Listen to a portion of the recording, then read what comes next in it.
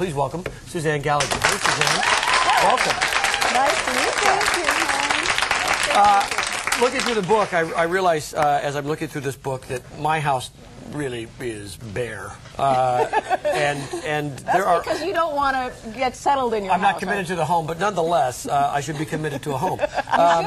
But there are all kinds of tips in here for people to hang things on the wall, but they've got to know some fundamentals, don't they? Absolutely. Yeah. There is an art to wall design. And up until now, there really hasn't been any kind of guide or manual, so to speak, for the average consumer to learn about how to incorporate art in their home. Well, it's a tough one. It's tough one with couples, too, to agree on where to put things. Absolutely. All we know is eye level and big on a big wall, small on a small wall. Well, and usually I can tell how tall the husband or spouse is in a home when I go in, because if the art is hung high, they're probly over 6 feet tall. Yeah, but that's a great question. Who's eye level? Because we're not big people in the Anderson home. Well, we kind of decorate as if we're hobbits.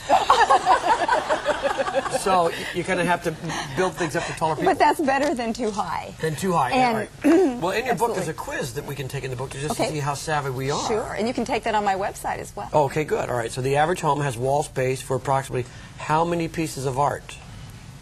Is it? Well, what do you think? We have multiple choices. We have multiple here. choice? Yeah. Let's put that up there.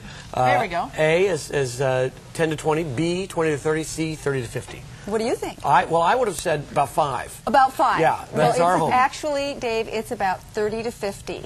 And in my experience doing art in show homes and places like Street of Dreams, usually it is 30 to 50. Now, we're not talking about just about art imagery, but mirrors and wall decor. Yes, all wall decor.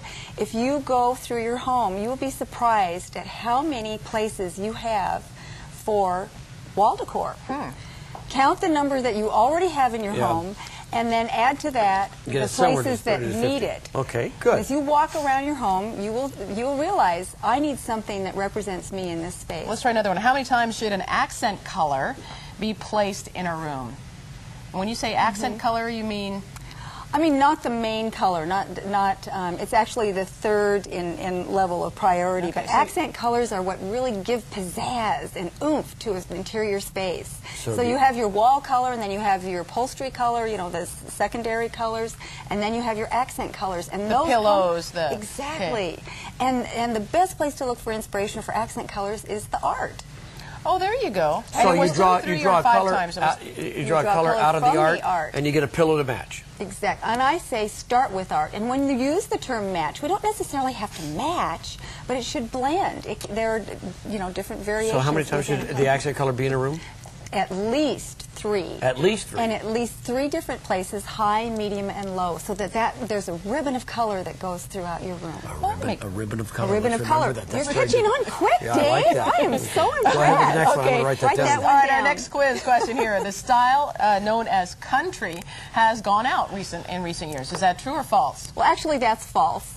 And we all know that. I mean, you still have the goose girl image and those baskets and all those little geese. Well, way back in the day, because I've been around a while, I do remember country and everything. Remember that? It was pink and blue or mauve and, Yeah. Well, now, though, think about it. What is country? Country is in the country. Yeah. And it could be in any country. Spain, France, Portugal. In the country, Chinese country. Gotcha. So think about it. So country, yes, country it's still works. Very popular, mainly because it's a casual look. You just don't have to decorate with Dollywood posters. You can do a lot of stuff. Okay. All right, when selecting art, the greatest consideration should be given to the style of room. Is that true or false? Actually, that is false.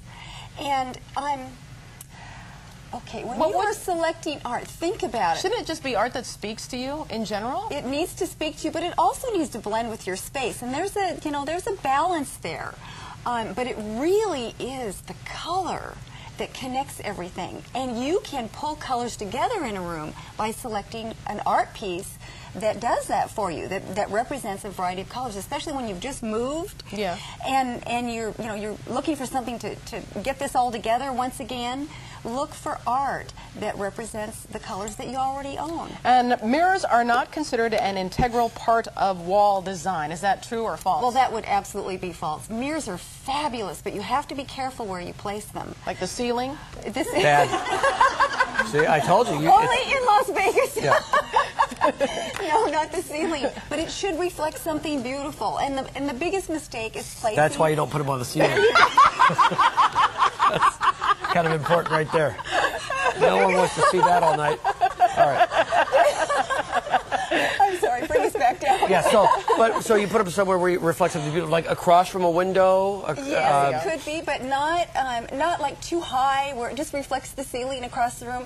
Very often I see a mirror over a mantle. Well, mantles now are 5 feet high. Right. And so people put a mirror when they don't know what else to do. They think, well, I can't find an image I love, so I'll put a mirror up there. And it doesn't reflect anything pretty. That makes sense. If it doesn't reflect something beautiful, don't do it. You know what? I'm going to run home and take the mirror off the mantle and start threading a ribbon of color through the house. Yeah. The book again is called The Art of Wall Design, and then if folks would like to get a hold of you, they can, because you can come to their house and help them out. Absolutely. Right? You are the Wall Design Diva, and the phone number we'll put on our website as well, 503-579-ARTS. Thank you so much. You. It was fun and informative. We learned a little something today. Thank you very much.